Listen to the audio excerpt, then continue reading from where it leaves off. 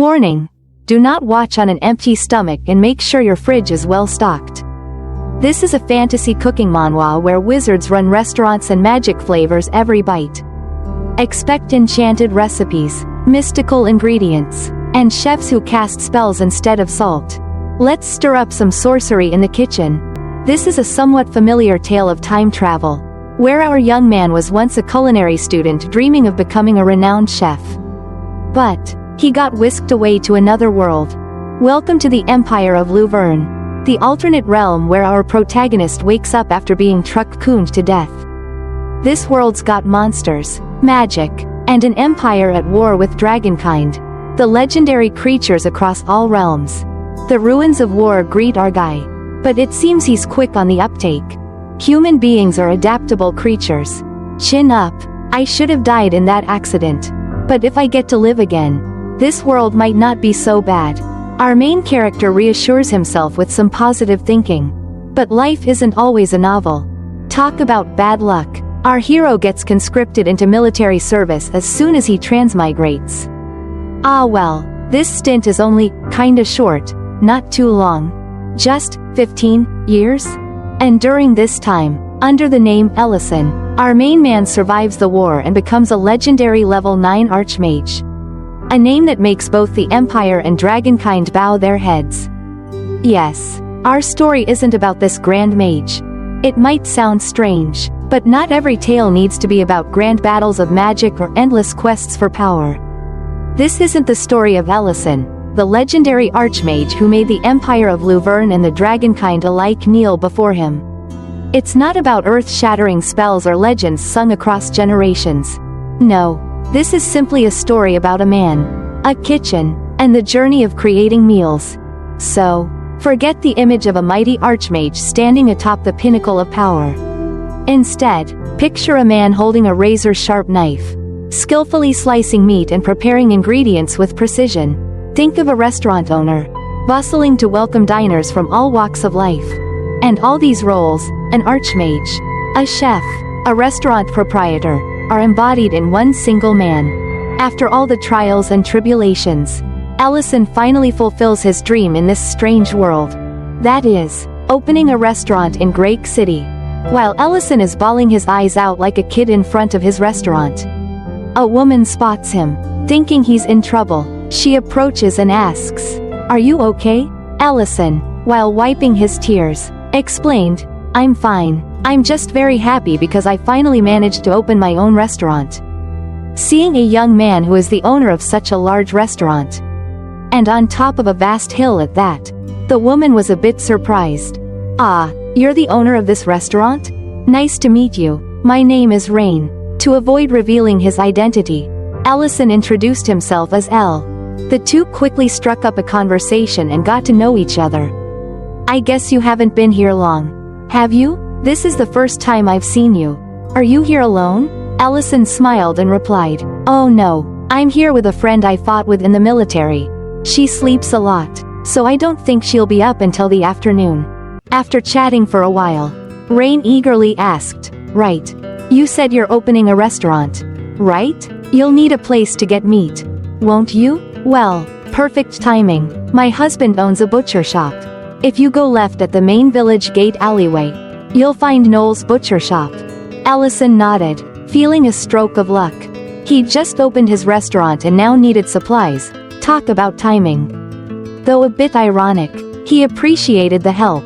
He had to admit, everyone needs to find food suppliers before they can actually open a restaurant. Not after. The whole thing might not make perfect sense. But who was he to argue with fate? "Ah, really? Thank you. I'll go right away," he said, grateful for the direction. But just as he turned to leave, Rain became worried and hesitated. "Ah, just so you know, Noel's a bit hot-tempered. Sometimes I worry about him. If you think he's too gruff, just tell him I sent you." Despite this, Ellison wasn't too worried. She's kind-hearted. How bad can her husband be when he has such a wife? "I've met all sorts during my 15 years in service." That's what he thought. But upon seeing Noel's intimidating face, Ellison shrank back. "That thing. I'm the owner of the restaurant there. This is the meat shop. I'd like to buy some meat." Before he could finish speaking, Noel slammed the table and shouted, "I'm not selling." When Ellison asked why, Noel became even louder. "Are you deaf? I said I'm not selling meat to you.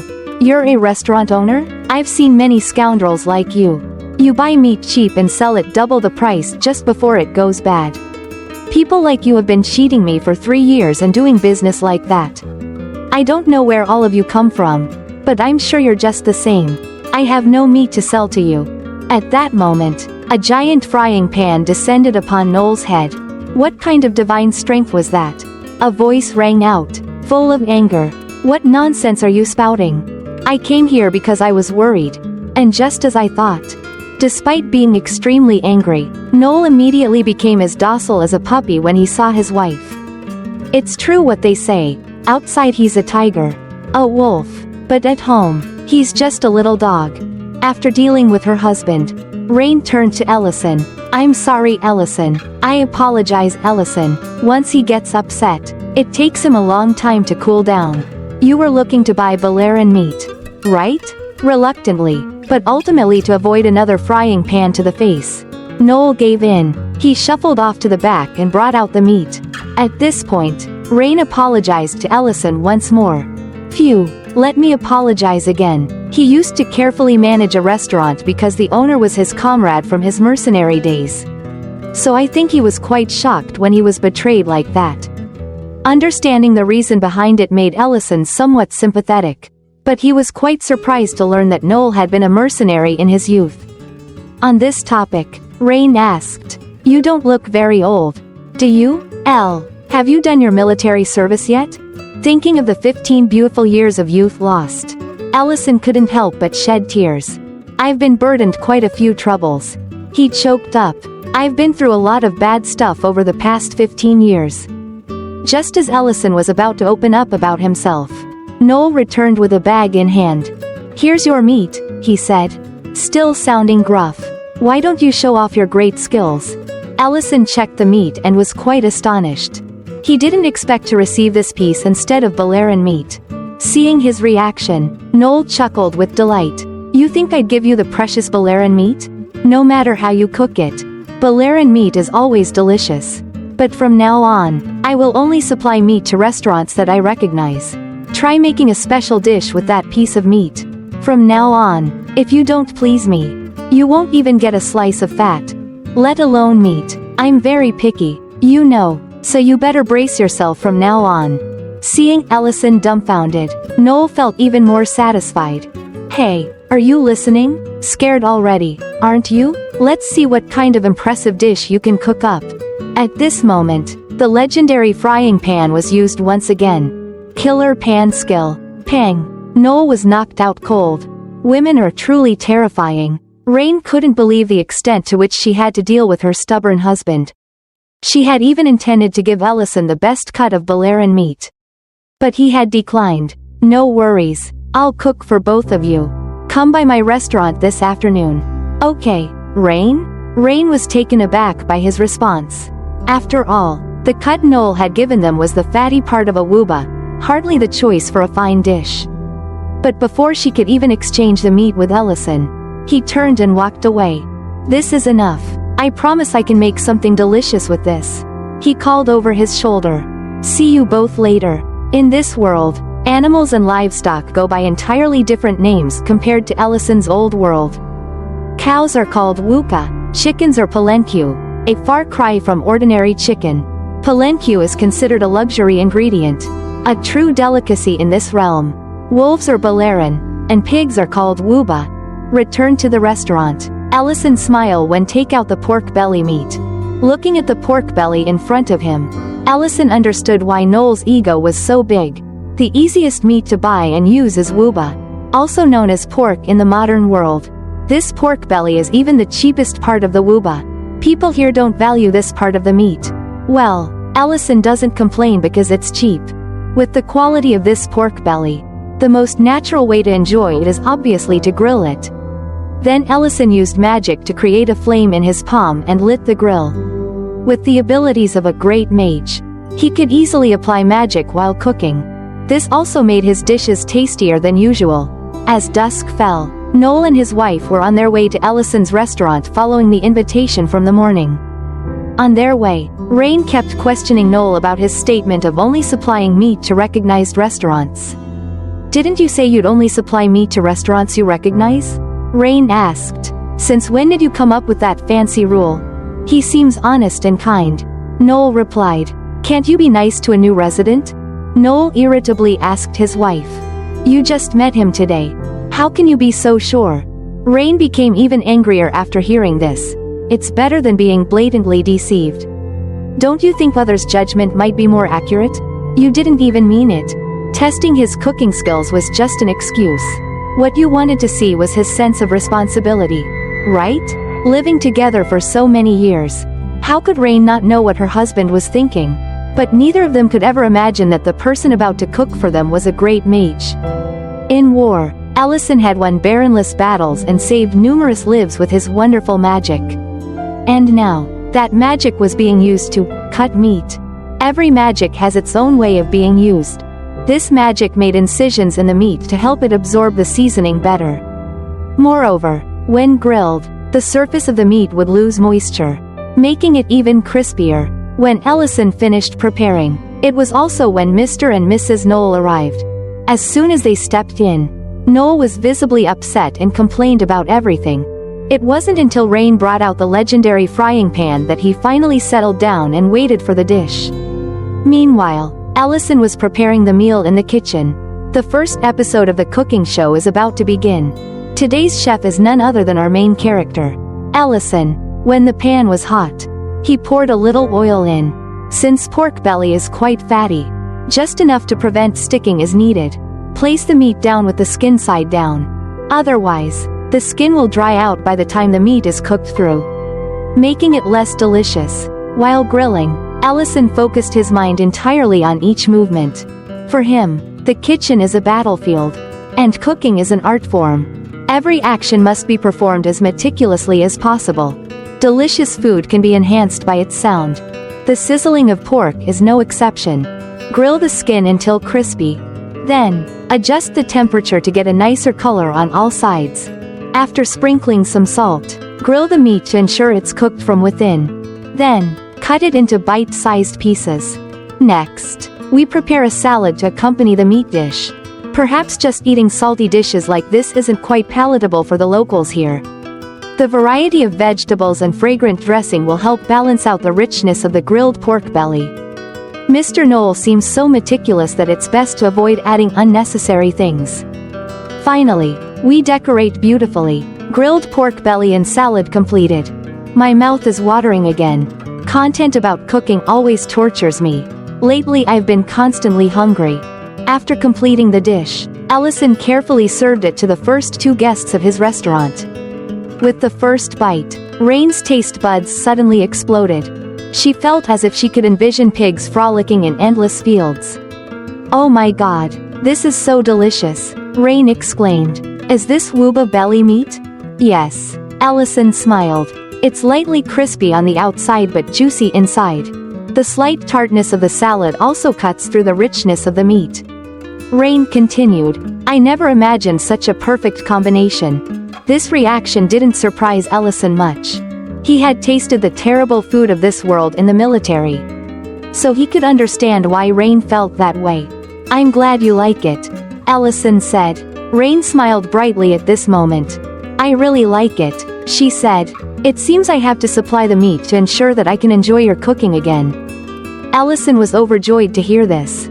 "Thanks for the compliment," he said. "What about you, Mr. Noel? Does this dish suit your taste?" Ellison turned to Noel, and the sight before him was shocking. His plate was empty, his face grim with drool flowing like a stream. "No way," Ellison exclaimed. "Out of meat already? Bring more meat. I need more meat," Noel roared. Just then, Rain timely intervened with the legendary pan. "Oh, the power of women. If you want more," she said, "ask properly." Noel then laughed loudly. "You've passed," he said. "Honestly, of all the wooba dishes I've tasted, this one is the best." "Deal," Noel said. "Just say what kind of meat you want. I'll supply you with the best meat from the Luverne Empire." Finally, everything went smoothly. Allison had found a good meat supplier like Noel, which was enough to consider the opening day a success. But just at that moment, someone woke up smelling food. Things are about to get interesting. Late afternoon in the suburbs of Grake. Allison had easily adapted to his new life. Just a short time after opening, the number of guests was not crowded but stable enough. Everyone who tried Allison's cooking came back many times afterward. After seeing off the last guests, Allison prepared to start cleaning up the restaurant after a day's work. At that moment, he realized that he was running out of spices. Sauces and spices. Everyone should know how important these are in cooking. However, in this world, they are both rare and expensive. You can't just use them as you please. Moreover, both their quality and variety are not as good as in the modern world like ours. It's tough living in a world where the cuisine is less diverse. It's boring. You miss out on a lot of life experiences living in places like that. I say this based on my travel experiences to many places. If I have a chance, I will tell you more in other stories. Allison took out a gold coin and placed it in the magic circle he had drawn beforehand and recited the incantation only he knew. The quickest way to solve the ingredient problem is simply to use this world's summoning spell to summon objects from the modern world here. Actually, Allison had accidentally created this spell while trying to find a way back to his old world. Magic depends on how you use it. It will have limits on the size and mass of the object. But anyway, it's still useful. This is not a perfect spell because it can't help Allison return to his old world. He felt guilty about taking things like this. So he also left a gold coin behind. Moreover, unprocessed products like fresh meat, eggs, or vegetables all spoil when summoned here. Prepared products also have an expiration date, but they seem unaffected. Allison doesn't know why either. And another thing is that it's very energy consuming, using up a lot of mana. Even with the title of Grand Mage, Allison can only cast the summoning spell once a day. After changing containers for the newly summoned ingredients, Allison put them in the magic-powered refrigerator. But as soon as he opened the fridge, he was boiling with rage. What the hell? Where's all my beer? Allison roared. He immediately realized that the culprit was the lowly Rurin and dealt with her right away. Rurin, deep in sleep next to a pile of beer cans, got her head knocked swollen. Why wake me up? What did I do? Rurin sleepily asked while yawning. Allison held a beer can in his hand and interrogated. Look here, who allowed you to drink all the beer in the fridge? At least clean up after drinking. Rurin was still half asleep but tried to argue back. Who told you not to save delicious food for me last time? Besides, I'm a dragon. Cleaning is for lowly beings only. I won't clean up. Seeing her talk back made Allison boil with anger. So he gave her another swollen-headed punch and dragged Rurin off to work. Peel that pile of onions. Watching Rurin tear up from chopping onions, which hurt her eyes, she seemed harmless but Allison was still a bit worried. She is a dragon. After all, even in human form, a dragon is still a dragon. Not to mention this dragon has the bloodline capable of inheriting the Dragon King's throne. So if she goes berserk, it would be quite troublesome. I found her after she lost her mother and home in the war with the Dragon Clan. I couldn't just leave her behind, so I decided to take her in, and we've been living together ever since. Though she's lived for hundreds of years, she's still quite young for a dragon's age. Maybe that's why she's still a bit childish. So this is a legal lowly. Huh? Ah, don't let your thoughts wander off. Those thoughts aren't healthy for you. Unable to bear seeing pitiful Rurin being punished, Allison relented.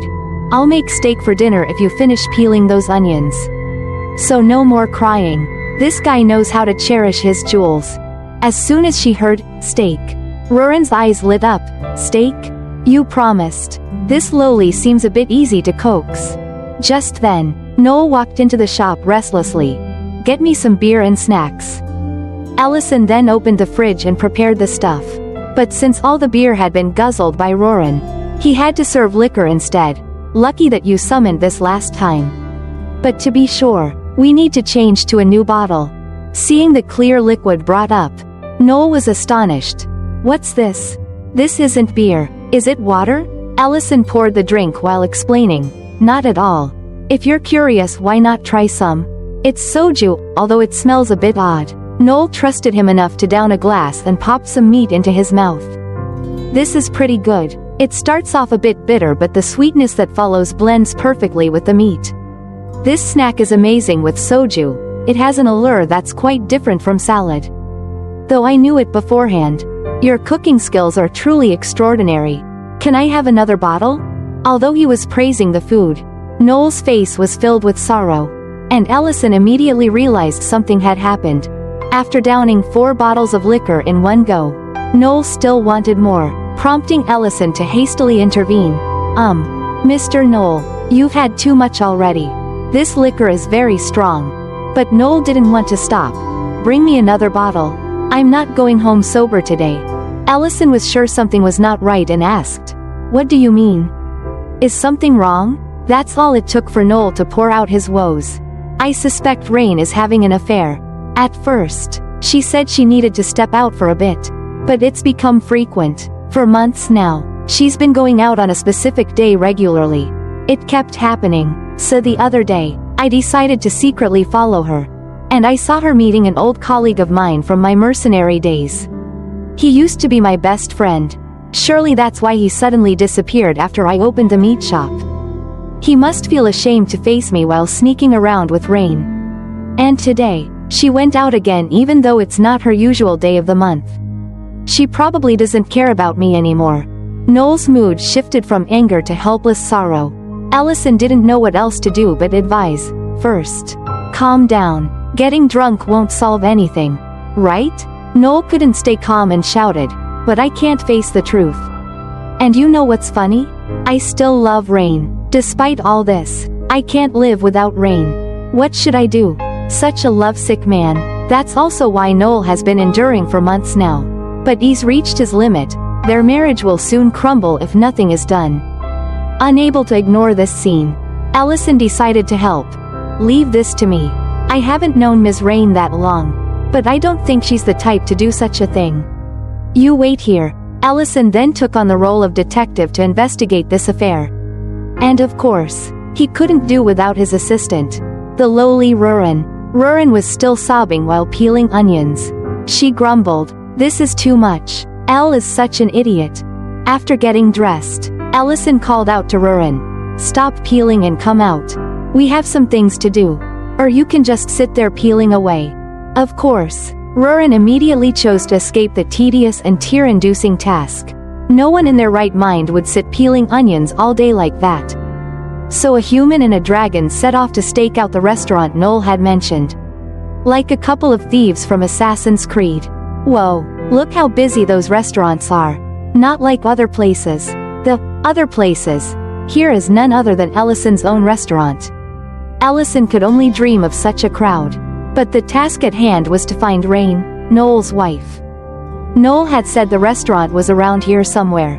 There it is. Rain, dressed elegantly, and a man sitting opposite her in a fancy restaurant. Could he be the colleague Noel had mentioned? After locating their target, it was time for Rurin to shine.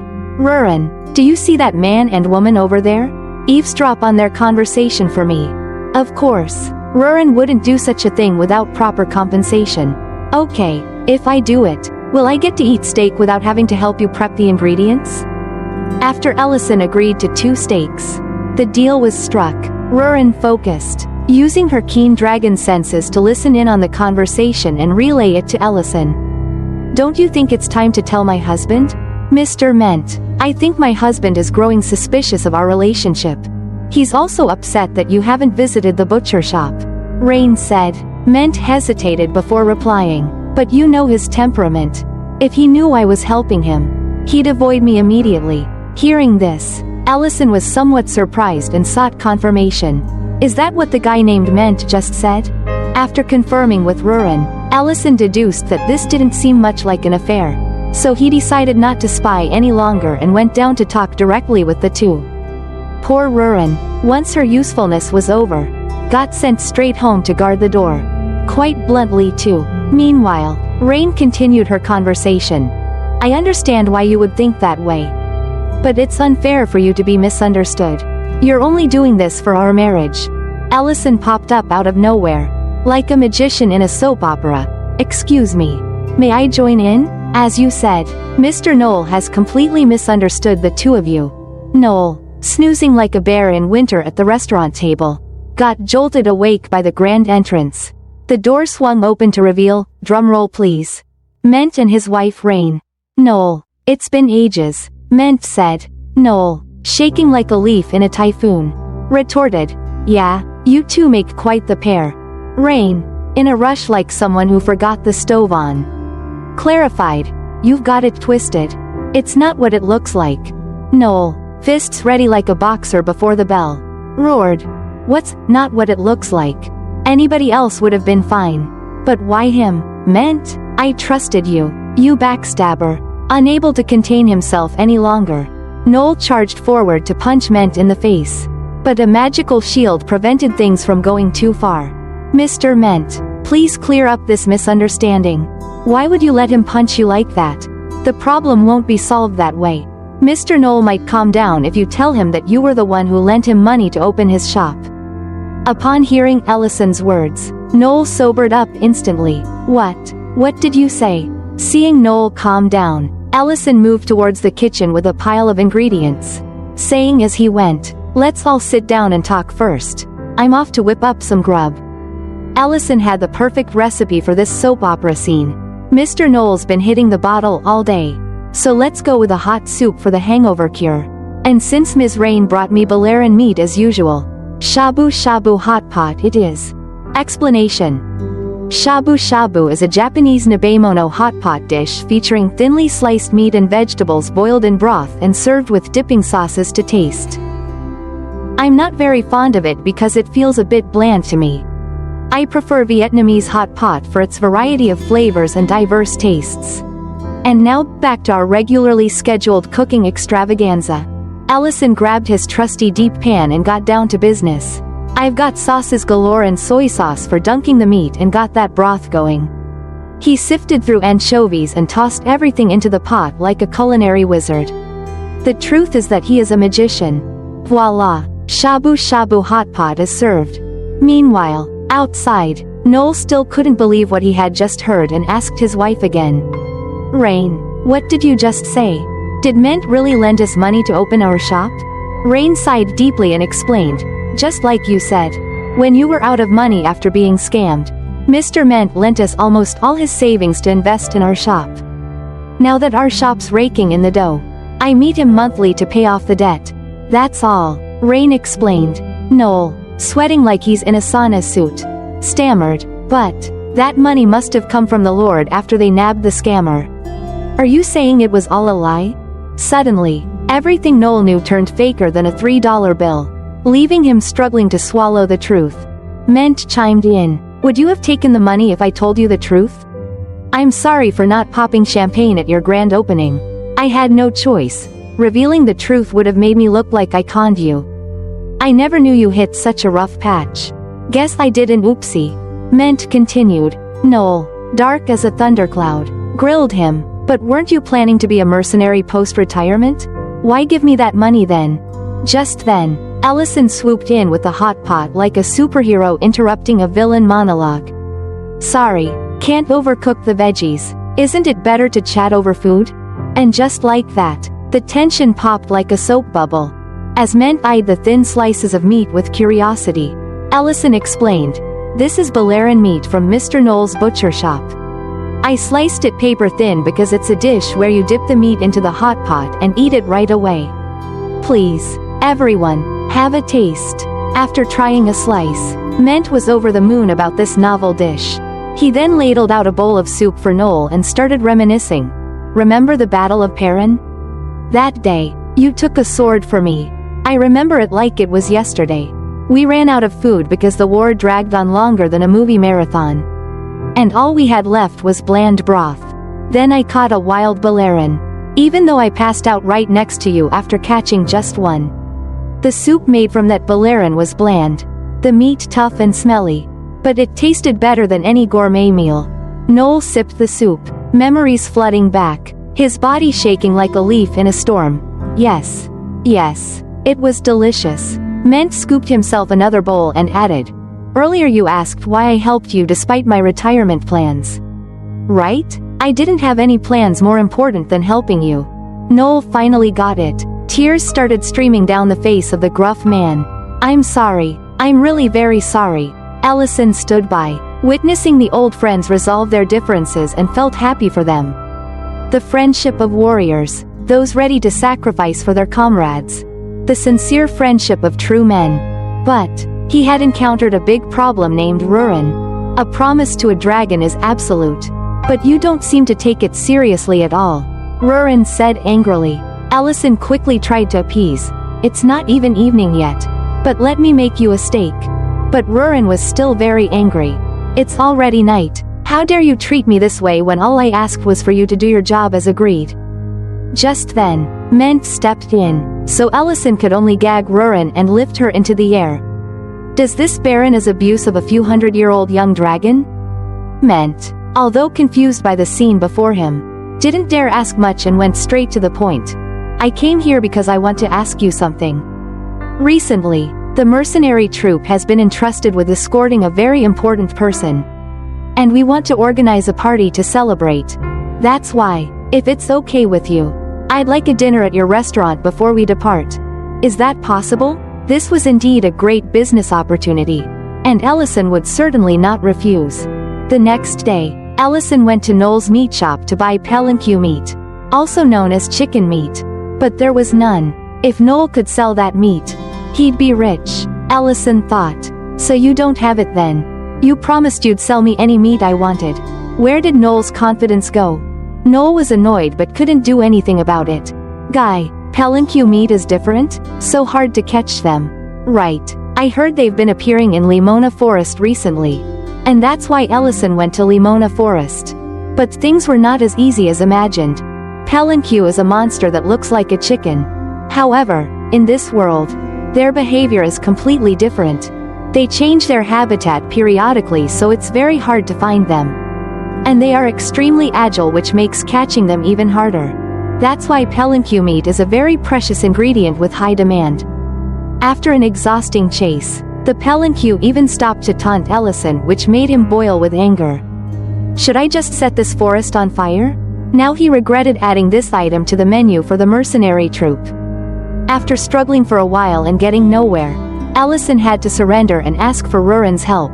After this, you'll have to do quite a bit of dishwashing, Rurin said, then released the powerful aura of the dragon race, which made the palanque too scared to move. With just one black dragon roar, the premium chicken meat was in hand. How does it feel? Quite terrifying, right? If you hadn't eaten the heart of the Dragon King, you would surely end up like that palanque. Because he had eaten the heart of the Dragon King, Ellison was able to resist Rurin's attacks and keep her from running around causing chaos. That's true, but you forgot one thing. Elle had already slain the Dragon King before eating its heart. So even without eating the dragon's heart, he would still have enough power to handle all those dragons. Back in Limona Forest, after roaming around and hunting 15 more palanques, a man and a dragon returned to cook. After an incredibly hard day's work, Rurin returned to the restaurant and rewarded herself with a cold beer. But actually, she just wandered around and glared at the monsters without doing much. Drinking beer after finishing work is the best. Meanwhile, Ellison was diligently preparing food for this afternoon's guests. This dish is perfect with beer. As dusk fell, Mr. Ment's guests arrived at the restaurant and prepared to dine. But since this was a new restaurant with no reputation, it was met with skepticism. Is this the place you talked about? Sir, are you sure the food will be good? I don't trust your taste buds. Ment. Only Miltine, Ment's junior mercenary, always believed unconditionally. People often joked that she would praise anything as delicious even if Ment fed her grass. At that moment, Ellison appeared and began serving dishes. Ment took this opportunity to introduce Miltine to Ellison. This guy is my cherished juniors. Miltine was extremely excited. I've heard so much about you. You don't know how much your senior has praised this restaurant. I'm very eager. Ellison, despite being praised to the skies, remained calm. Well then, I hope today's meal will meet your expectations. The food is ready. Seeing the pile of crispy fried chicken legs and wings before them made all the diners' mouths drop open in amazement. Ellison explained when he saw their reaction. You know about palanque, right? This is crispy fried palanque. Upon hearing this name, Miltine excitedly stood up and shouted, Palanque, that's a legendary monster that even professional hunters can't catch. This reaction surprised Ellison a bit. It's not that legendary, please eat before it gets cold. For Ellison, this was just a slightly hard to find cooking ingredient. While everyone was whispering and gossiping about it, Elle thought to himself, can't believe that a chicken is a legendary monster that even hunters fear. Right, when you have a winged serpent as big as a mountain always by your side. These chickens are nothing, you can catch them whenever you want. The diners who just took their first bite couldn't contain their emotions. This is really delicious, Ment exclaimed. Unlike his usual self, Miltine, not one for words, grabbed a pile of food and stuffed it all into his mouth, leaving her speechless. Just fried chicken had everyone this excited already. It truly deserved its legendary ingredient status. Due to the crowd, Ellison had to go into the kitchen to seek help from Rurin. We can't keep up like this, there are too many customers. Can you help serve? He asked. But how can a noble black dragon serve tables? Are you seriously asking a dragon to serve humans? Rurin retorted. I am Rurin, who has captured legendary creatures that even professional hunters couldn't. She boasted. Left with no choice, Ellison resorted to emotional blackmail. Well, if you don't want to, that's fine, but do you remember? We talked about opening a restaurant after the war ended. That we would overcome everything together. Dragons' hearts are fickle indeed. I was so happy thinking about it. I can make you go back on your own. Though hundreds of years old, Rurin was still just a child compared to her dragonkin and was easily swayed by these words. I get it, I've changed my mind. Serving could be a new experience for dragons. I need to bring out the beer, right? She conceded. And so, Ellison's plan was a resounding success. With the help of the lowly waitress, everything finally settled down smoothly. As a reward for her hard work, Ellison saved some chicken and beer for Rurin. After her strenuous efforts, Rurin enjoyed the pile of chicken on the table heartily. Noticing something amiss around him, Ellison asked, by the way, I didn't ask you to clean up. What's going on? Have you finally grown up? Rurin leaned her head on Ellison's shoulder and replied, because this is our restaurant. Our very own. Seizing the moment, Ellison wanted to talk about waiving the bet about washing dishes from a month ago. But life isn't like a novel. The fate of the world's strongest level 9 archmage washing dishes for a month was unavoidable. At that moment, an ominous figure loomed outside the restaurant. Rurin, feeling the menacing aura, instantly scurried behind Ellison for cover. What could instill such dread in a dragon? Ellison was still piecing things together when the restaurant door ominously swung open. Such a bother. Human cities are always such ghastly places to drop by. A voice grumbled with disdain, yet Ellison showed no sign of surprise. It's been quite some time. Hasn't it? Elder Black Dragon Metadona? Metadana's irritation with Ellison was palpable. My esteemed title is not for mere humans to use so casually. Ellison rose to confront Metadona, poised for battle at any moment. What business do you have here? Metadona advanced slowly. Isn't it a tad inconvenient to house a dragon in such a puny place? Rurin barely dared to peek out and whispered. No, it's not. She was evidently petrified of this so-called Elder Black Dragon.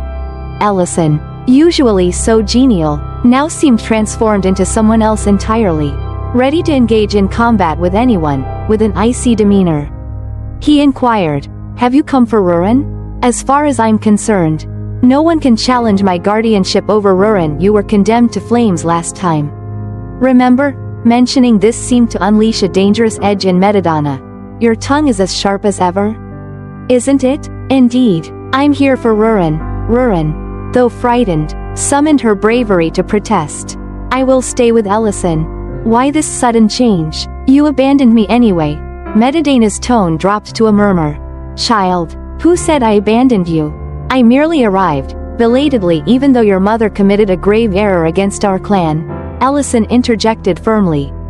Let's not dwell on that now. What's important is the promise between us. I'm well aware of how sacred promises are to dragons. Metadana's lips curled into a cunning smile. Correct. I've come to talk about that very promise. Indeed, we agreed to entrust Ruren to you. But there was an accompanying condition to that promise. Shouldn't promises made earlier be honored first? When Ellison inquired about the condition, Medidana replied without hesitation. The age at which a black dragon is deemed mature in our clan is 800 years old. Until then, any dragon without its own lair is under protection and sent to the clan's holy sanctuary. Ruren had been using her mother's lair, but it was destroyed in the recent skirmish. Therefore, Ruren, who will turn 800 next year, must depart and seek her own sacred ground. This is our clan's decree. No one may contravene it. To do so would be seen as an act of war. Ellison sighed after hearing this. As you say. Let's proceed with that. Ellison responded.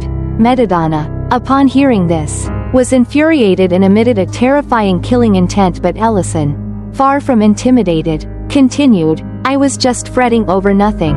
Why not? Can't we just do it? Thinking this was a declaration of war. Medidana nearly transformed into his true dragon form. You impudent child. You may have eaten our king's heart, but you underestimate us too much. True to his title as an elder black dragon, his emanating power was indeed fearsome. If he unleashed his full strength, this place would be flattened in an instant. Ruren, sensing the danger, kept urging, Ellison, I'm fine. You can't declare war. Ellison looked bewildered and said, Declare war? I was just talking about making a dragon's lair.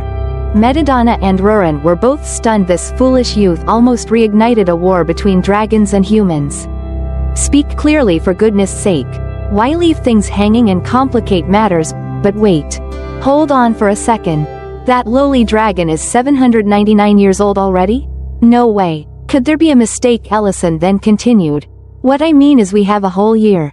Right? We just need to perfect it in this time. We surely have enough treasures for it. So we can start now. We can do this. Right? Medidana didn't know what to do and decided to bail. Well then.